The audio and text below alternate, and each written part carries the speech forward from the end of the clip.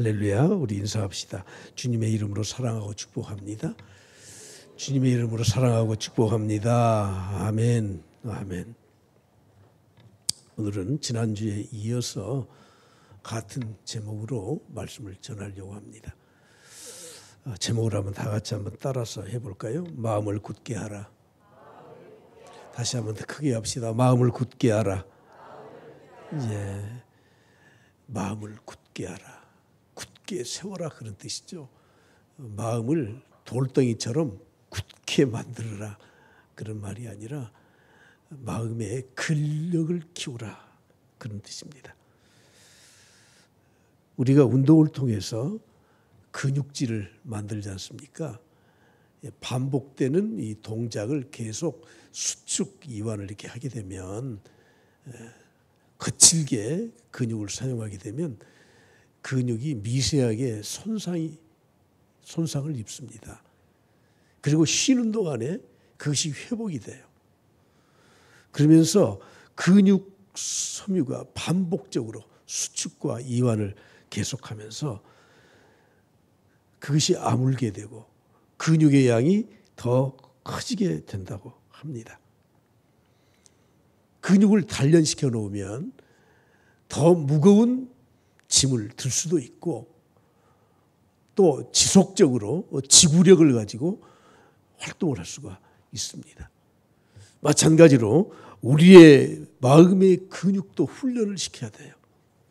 때로는 긴장하고 때로는 휴식과 또 쉼을 주고 마음의 어떤 각오와 다짐을 했다가 또 마음의 평안함을 누리고 그러면서 계속되는 이 반복적인 마음의 근육을 키워나가야 웬만한 힘든 일이 있더라도 무너지지 않습니다.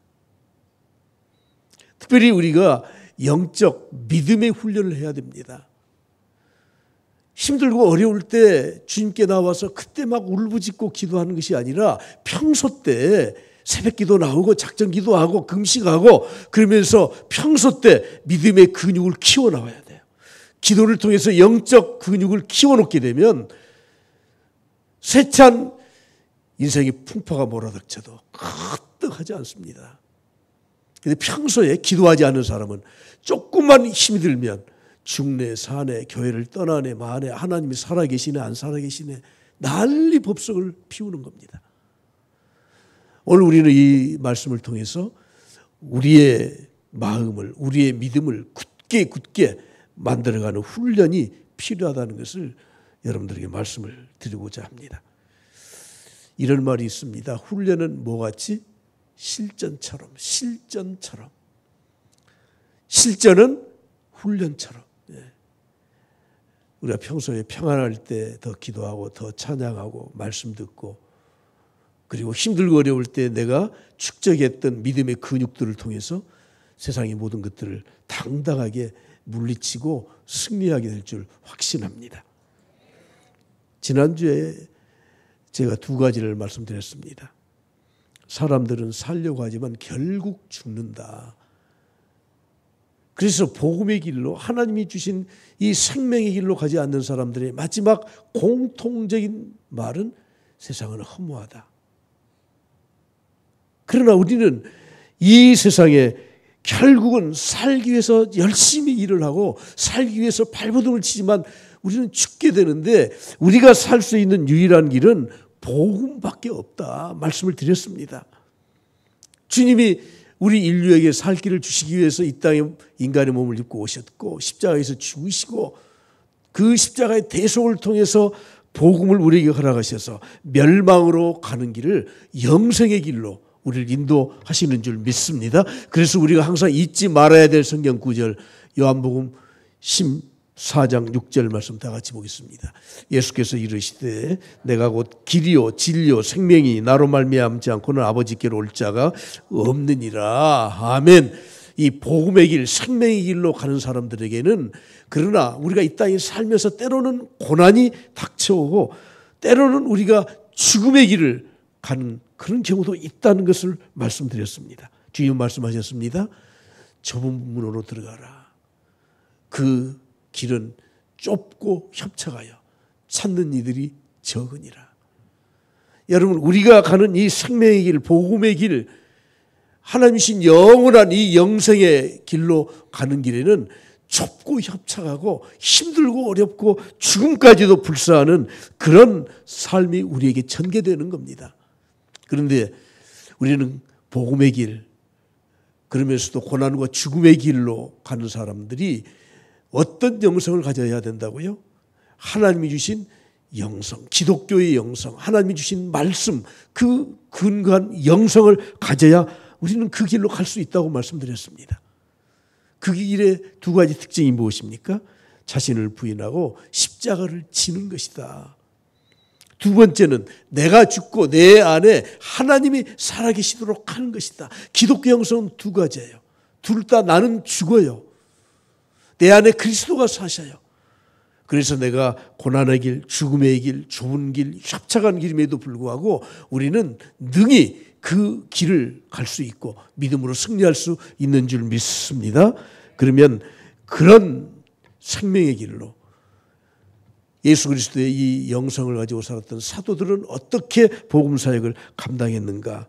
오늘 저는 그것을 말씀을 드리고자 합니다.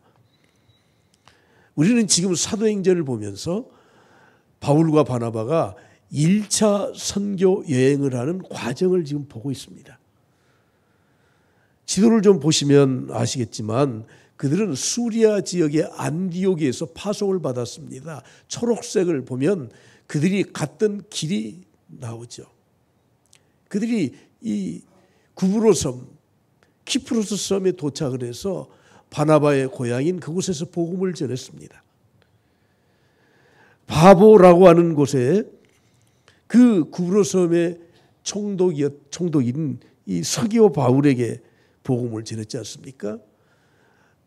이 서기오 바울이 복음을 받아들이는 것을 거짓 선지자 바예수라고 하는 거짓 선지자 마술사 엘루마가 그 복음을 가로막았습니다.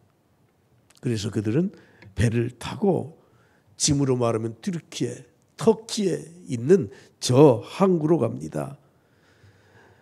밤빌리아에서 버가와 그리고 그 위로 그 타루스 산맥을 지나서 저 위에 안디옥, 여기도 안디옥이에요. 출발했던 곳은 이 수리아 안디옥이고 여기 안디옥은 비시디아라고 하는 지역의 안디옥에 가서 복음을 전했습니다. 많은 사람들이 하나님을 믿었습니다. 다음 주에도 또 와서 말씀 전해주십시오. 그래서 환영을 받은 것 같았지만 또 핍박을 당하기 위해서 또 그들은 쫓겨납니다. 그래서 어디로 갑니까? 이고니온이라고 하는 곳에 가요. 이고니온에서도 마찬가지입니다. 복음을 받아들이는 사람들이 있지만 또 핍박하는 사람들이 있었습니다. 그래서 어디로 갑니까? 루스드라로 가요. 지금 루스드라에서 일어난 일입니다. 지난번에 살펴보았던 것처럼 루스드라에 가서 복음을 전할 때 나면서부터 지체 장애를 가지고 있는 그 장애인이 믿음이 있는 것을 보고 사도 바울이 내 발로 일어서라 그랬더니 일어섰어요. 사람들이 깜짝 놀랐습니다. 이런 일을 우리가 듣지도 보지도 못했다. 그 사람의 나이가 얼마인지는 모르지만 약 30, 40세 되는 그 사람들, 그들과 함께 30, 40년을 같이 살았는데 나면서부터 지체장애를 가지고 있는 사람이 도대체 저 사람의 권능이 어디에서 왔는지 모르지만 이 사람을 일으키다니.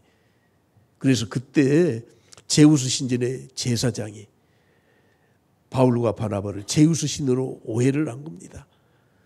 바울과 바나바를 제우스 신전에 데리고 가서 모시고 제사를 지내려고 할 때 바울이 뭐라고 말을 합니까? 그러지 마라. 나도 당신들과 똑같은 성정을 가진 사람이다. 당신들이 이런 일을 하는 것이 헛된 일인 것을 내가 알도록 하기 위해서 당신들에게 복음을 전하는 것이다. 바로 그때 오늘 본문의 내용이 이 사건이 일어나게 되었습니다. 저 위에 비시디아, 안디옥 그리고 이고니아에서 쫓겨나서 지금 루스드라에서 머물고 있죠. 이런 기적적인 사건이 일어났습니다.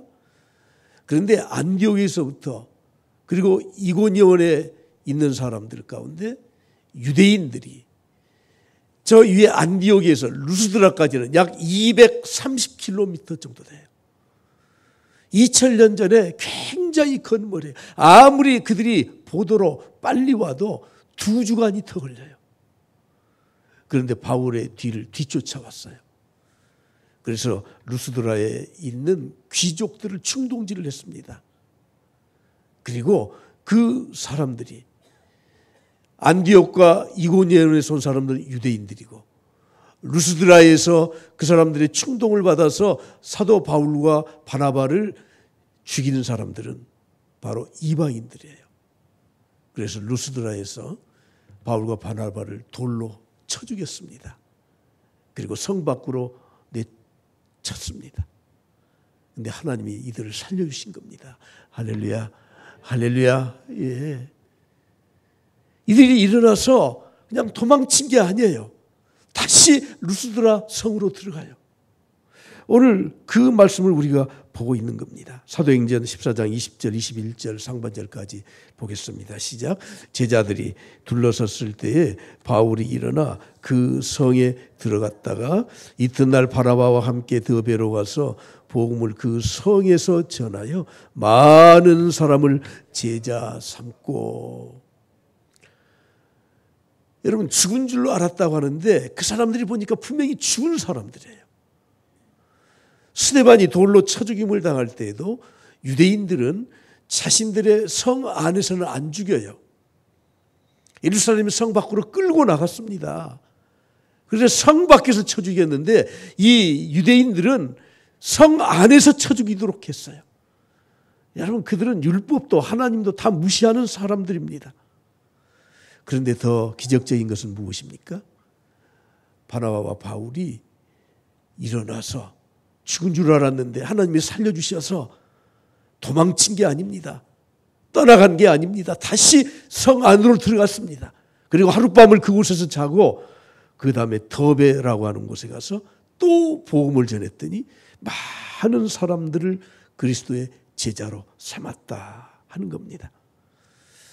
지금은 1차 선교 여행을 우리가 보고 있지만 2차 선교 여행 때도 똑같은 일을 당합니다.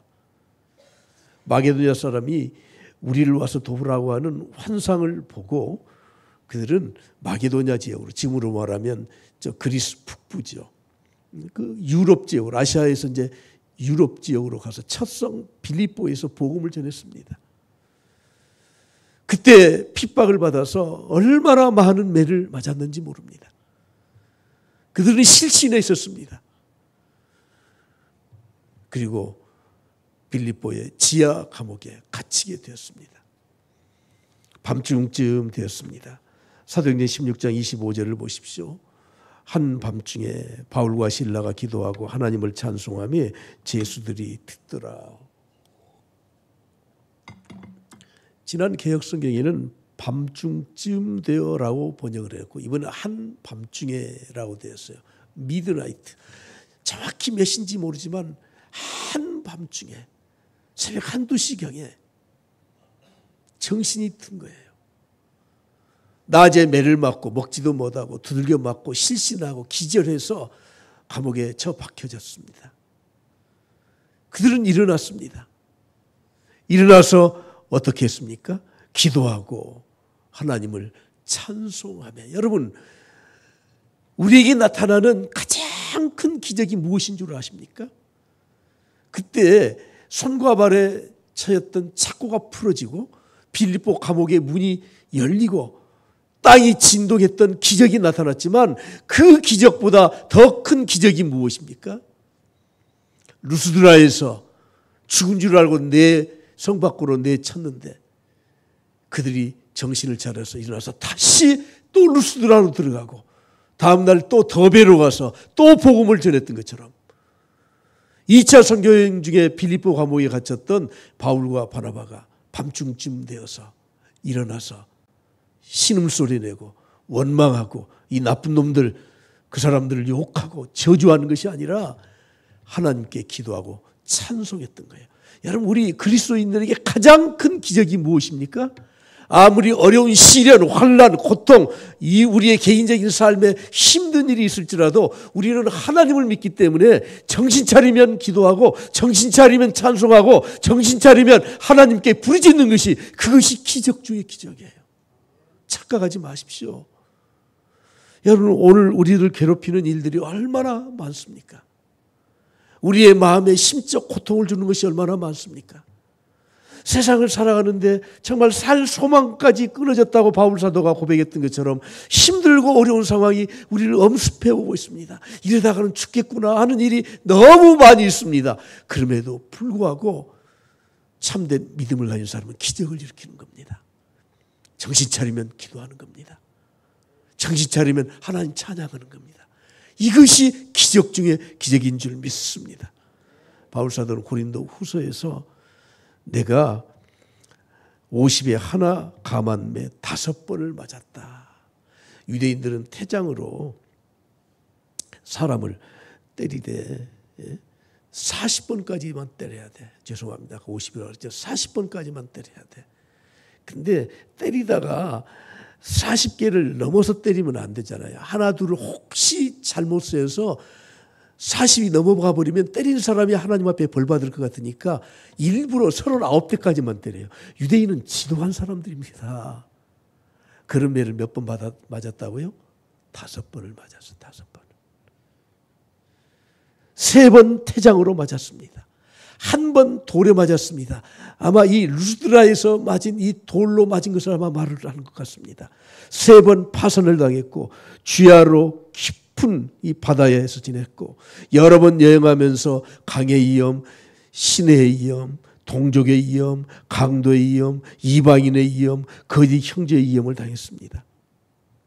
자지 못하고 먹지 못하고 목마르고 춥고 배고프고 헐벗고 복음을 전했다고 고백하고 있지 않습니까?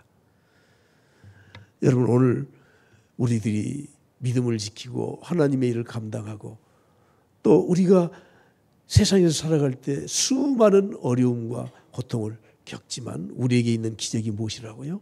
깨어나면은 하나님 찬양하고 기도하는 겁니다. 제가 가끔 말씀드리지만 저는 저희 어머니를 생각하면 대단한 믿음을 가지신 분 같아요. 수술실에 들어가서 수술을 마치고 마취해서 깨어나는데 마취해서 깨어날 때는 헛소리가 아니라 잠재의식 속에 있는 말을 한대요. 그래서 마취해서 깨어날 때는 누구도 그 옆에 가족이라도 안 둔대요. 근데 저희 어머니는 과거에 좀 오래된 이야기지만 수술하고 깨어날 때 뭐라고 하신 줄 아십니까? 나의 하나님, 나의 하나님 그러시더라고. 대단한 믿음이에요. 한밤중에 그들은 다시 일어나서 다시 루스드라에 들어가고 또 버가에 가서 또 말씀을 전하고, 여러분 얼마나 더 배로 가서 말씀을 전하는 이런 기적을 행했습니까? 최근에 우리가 사는 게 좀 힘드니까 먹고 사는 문제가 힘들다. 그래서 민생이라는 말을 참 많이 쓰더라고요. 백성들이 살아가는 삶의 고통. 근데 이 말을 좀 바꾸어서 요즘은 새로운 단어 조합들이 참 많이 나와요. 먹사니즘이라고 하든가 먹고 사는 문제. 그랬더니 누가 그러더라고요. 축사니즘, 죽고 사는 문제다. 아무튼 먹사니즘이 됐든 축사니즘이 됐든 먹고 사는 문제가 됐든, 여러분 오늘 우리 믿음을 가진 성도들은 이것들을 뛰어넘어서 우리는 하나님 찬양하고 하나님의 은혜와 능력을 의지하면서 살아가는 것이 믿음을 가지고 사는 사람들의 삶이 아니겠습니까? 그런데 여러분 다시 지도를 한번 봐보십시오. 1차 선교여행을 하면서 이 C자로 설명을 해요. C자를 거꾸로 이렇게 썼다가 다시 돌아와요. 초록색으로 된 그 부분으로 이렇게 갔다가 돌아올 때는 반대로 되짚어서 내려와요. 이들이 루스드라에서 어려움을 당하고 더베로 갔다가 다시 어디로 가요? 이고니온으로 가요. 이고니온으로 갔다가 어디로 가요? 예, 비시디의 안디옥으로 가요. 가서 다시 또 버가로 가요. 그리고 버가에서 배 타고 이 수리아 안디옥으로 귀환을 합니다. 여러분 그 지도를 잘 보시면 저쪽 루스드라 더베에서 안디옥까지 육로로 오면 바로 와요. 그렇지 않습니까? 근데 왜 하필이면 돌아서 가서 배를 타고 또 그 길로 오느냐 하는 겁니다. 오늘 본 말씀을 보실까요? 그들이 그렇게 한 이유가 있습니다. 자기를 핍박했던 사람들, 자기를 쫓아냈던 그 사람들을, 그러나 아직도 믿음을 가지고 처음 복음을 듣고 하나님을 믿고 있는 사람들을 다시 찾아가는 겁니다. 그래서 그들에게 당신들은 믿음을 굳게 하시오. 오늘 제목이 뭡니까? 예, 굳게 하자. 우리의 믿음을 굳게 하자. 그 말을 권면하기 위해서 그들은 자기들이 핍박을 당했던 그 지역을 돌아서 그 사람들을 만나고 그리고 안디옥 교회로 돌아오게 되었다고 하는 것입니다.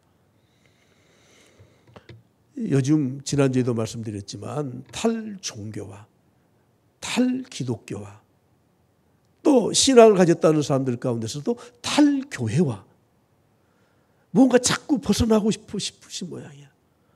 그런데 여러분 이런 시대에 오늘 우리는 영적 위기에 처해 있는 이런 시대에 목사니즘이니 축사니즘이니 먹고 사는 것이 가장 크다고 하는 이런 시대에 우리는 다시 한번 깨닫고 다짐하고 해야 될 것이 무엇입니까? 어떤 핍박과 환난 가운데서도 우리는 절대 믿음을 잃어버리지 말자. 절대 하나님을 섬기는 것을 잃어버리지 말자. 우리가 주의 일에 힘쓰는 일을 절대 소홀하게 하지 말자. 하기 위해서 사도들은 그 길을 또 되짚어서 가서 성도들을 권면을 했었던 것입니다. 22절 23절을 보십시오. 오늘 본 말씀 22절 봅니다. 제자들의 마음을 굳게 하여 그 믿음에 머물러 있으라 권하고 또 우리가 하나님의 나라에 들어가려면 많은 환난을 겪어야 할 것이라 하고 각 교회에서 장로들을 택하여 금식 기도하며 그들이 믿는 주께 그들을 위탁하고 아멘 할렐루야. 예. 오늘 이 시대 21세기 코로나가 지난 바로 이 시점에서 우리가 다짐하고 또 다짐해야 될 것은 무엇입니까? 마음을 굳게 하는 겁니다. 흔들리지 않는 믿음을 가지고 살아가는 겁니다. 고린도전서 15장 58절에 말씀하죠. 내 사랑하는 형제들아 견실하며 흔들리지 말고 항상 주의 일에 더욱 힘쓰는 자들이 되라. 이는 너희 수고가 주 안에서 헛되지 않은 줄 알미라. 따라서 합시다. 견실하자. 흔들리지 말자.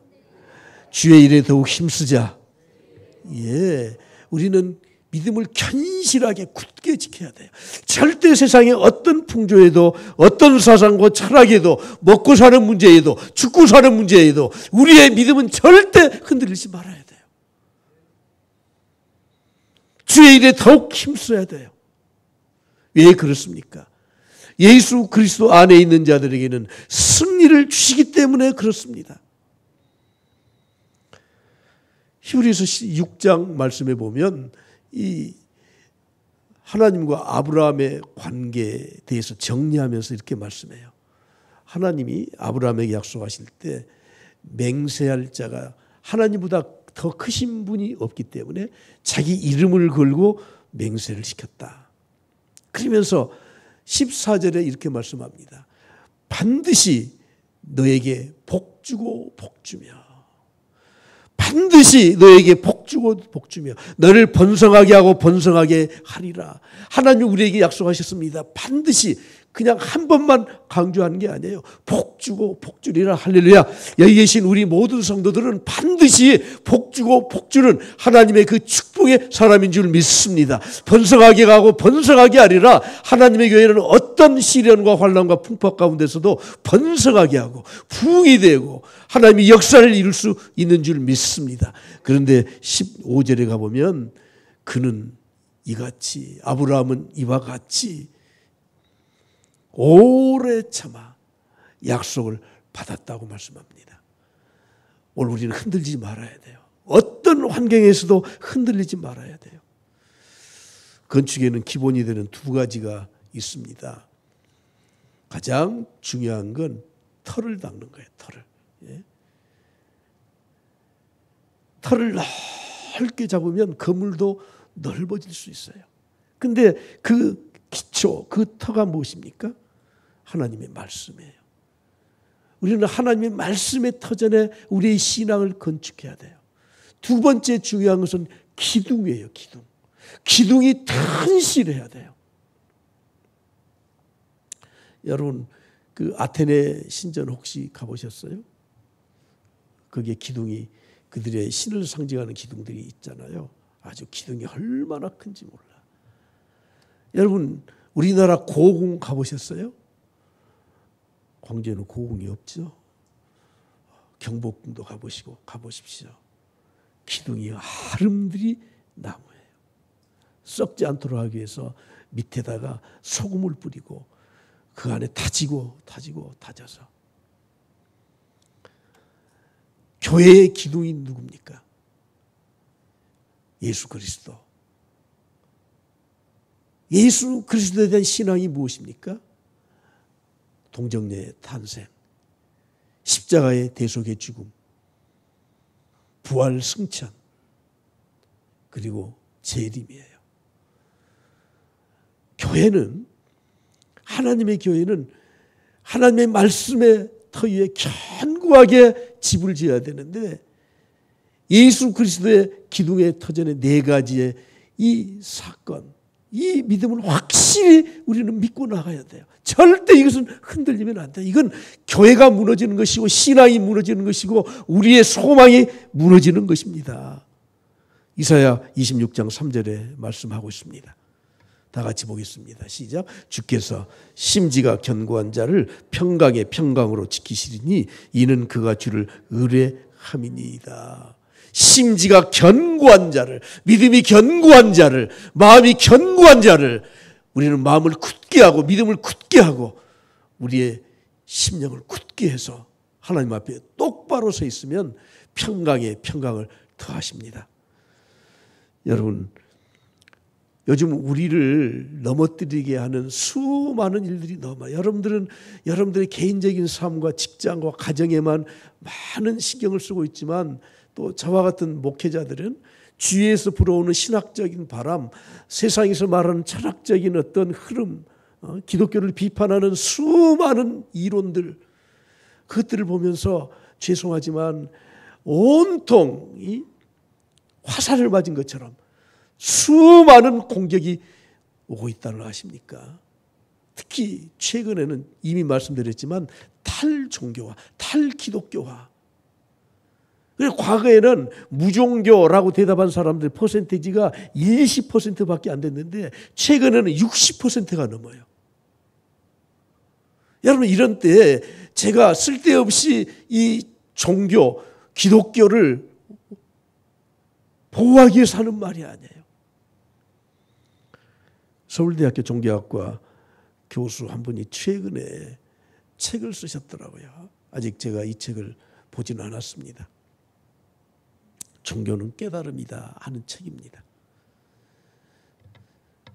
제가 그분의 책과 강의를 들으면서 이분은 아무리 생각해도 기독교 신앙을 가진 입장에서 종교학을 가르치는 사람 같다. 너무 많이 알더라고요. 물론 또 연구해서 알았겠지만 아마 분명할 거예요.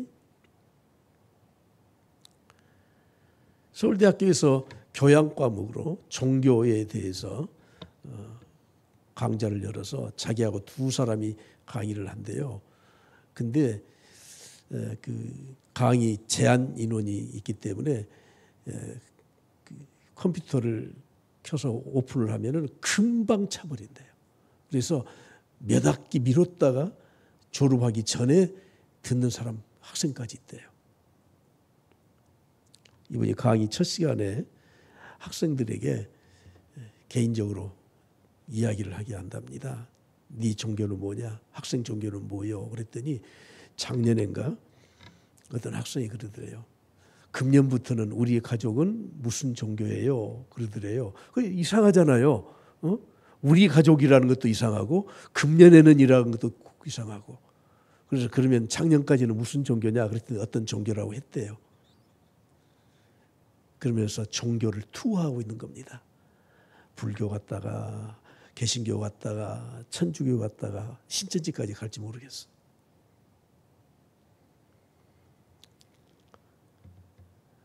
정말 마음이 답답하더라고. 기독교 집안인데 금년에는 이제는 다른 종교라는 거예요. 제가 왜 이런 말씀을 드립니까?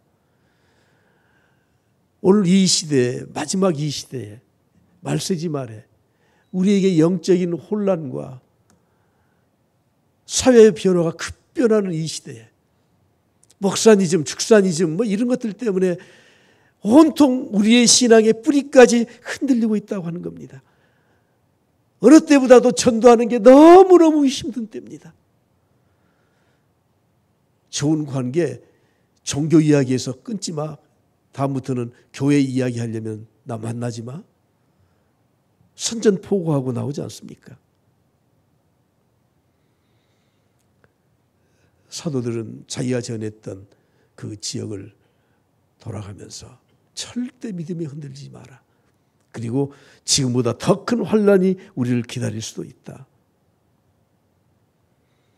사도 바울이 3차 선교 여행을 마치고 에베소 교회 장로들을 불러다가 중간 기착점에서 그들에게 했던 말씀이 사도행전 20장에 있습니다. 다 같이 봅니다. 23절 시작. 오직 성령이 각성해서 내게 증언하여 결박과 환난이 나를 기다린다 하시나 내가 달려갈 길과 주 예수께 받은 사명 곧 하나님의 은혜의 복음을 증언하는 일을 마치려 하면은 나의 생명조차 조금도 귀한 것으로 여기지 아니하노라. 아멘. 사도 바울이 3차 선교 여행을 마치고 예루살렘으로 급히 가고 있을 때 각성에 들어갈 때마다 성령의 감동을 받은 사람들이 이야기하는 겁니다. 사도 바울, 당신은 지금 이 길로 예루살렘에 가면 하나님의 영이 나에게 분명히 감동을 주셨는데 붙들릴 것입니다. 어려운 일을 당할 것입니다. 가지 마시고 여기 머무르십시오. 가는 곳마다 그런 애언을 하는 사람들이 있는 거예요. 근데 자기 자신도 그걸 깨달았어요. 성령께서 가르쳐 주셨어요. 네가 지금 예루살렘으로 가게 되면 분명히 너에게는 어려운 일이 있을 것이다. 그러나 사도 바울은 뭐라고 말을 합니까? 나는 마지막 사명을 감당할 때까지 나 다 안다. 나도 하나님이 나에게 그런 영감을 주셨다. 그러나 나의 생명을 조금도 귀한 것으로 여기지 아니한다. 이렇게 확실하게 대답을 하고 예루살렘을 향해서 가는 겁니다. 여러분, 오늘 우리들이 믿음을 지키고 살아갈 때 여러분들의 삶이 좀 힘든 경우도 있고 사업이 어려울 때도 있고 참 복음을 위해서 우리들이 주의 일을 힘쓸 때 우리의 이 경제적인 손실과 내 삶의 어려움이 있을 수 있습니다. 그럼에도 불구하고 우리는 하나님이 나를 멸망의 길에서 생명의 길로 인도하신 예수 그리스도의 십자가의 복음을 통해서 하나님의 자녀가 되었기 때문에 우리는 절대 그런 것을 두려워하지 말고 담대하게 나아갈 수 있어야 된다는 거예요. 데이빗 리빙스턴이 1841년부터 11년 동안 아프리카를 횡단하면서 복음을 전했는데 단 한 명도 11년 동안 한 명도 복음을 전하지 못했습니다. 한 곳에 교회도 세우지 못했습니다. 그러나 그는 실망하지 않았습니다. 4번을 왔다 갔다 하면서 아프리카를 횡단하면서 복음을 전했습니다. 그곳에 병원도 세우고 교회도 세우고 하나님의 역사를 일으켰습니다. 30년의 사역을 마치고 귀국했을 때 기자들이 물었습니다. 선교사님, 당신이 세계 최초로 아프리카를 횡단했던 탐험가로 기록이 남아있고 그 풍토병과 맹수들과 그 어려운 고통 가운데 어떻게 4번이나 횡단하면서 복음을 전했습니까? 리빙스턴은 왼쪽 팔을 사자에게 물어뜯겼습니다.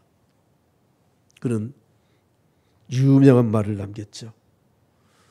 하나님은 사명이 있는 자는 데려가지 않습니다.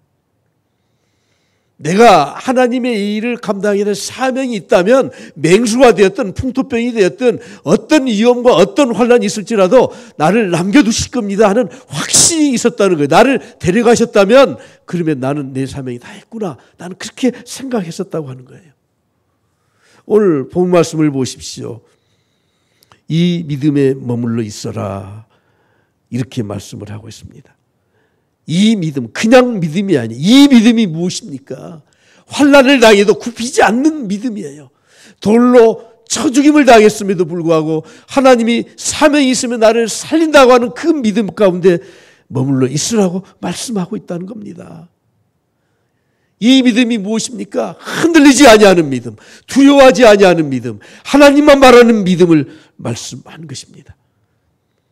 오늘 저는 마지막으로 우리 성도들에게 또 제 스스로에게 저는 묻고 싶습니다.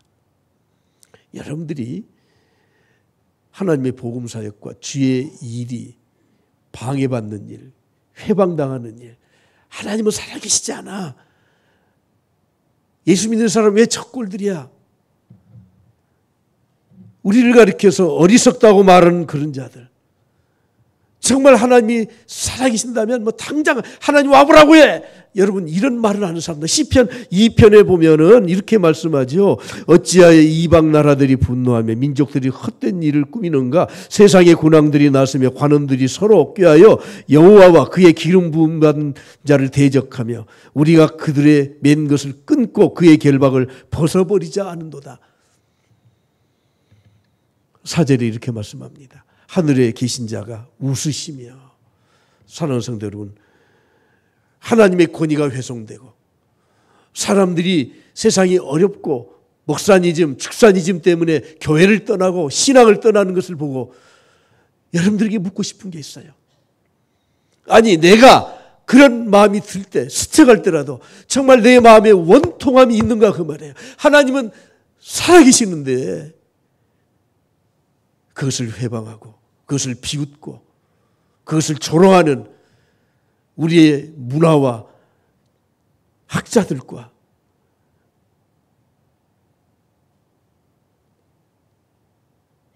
창조론을 미신이라고 가르치는 이 시대의 이런 교육들,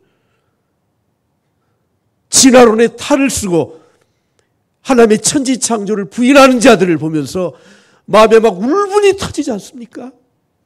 우리 하나님 살아계시는데.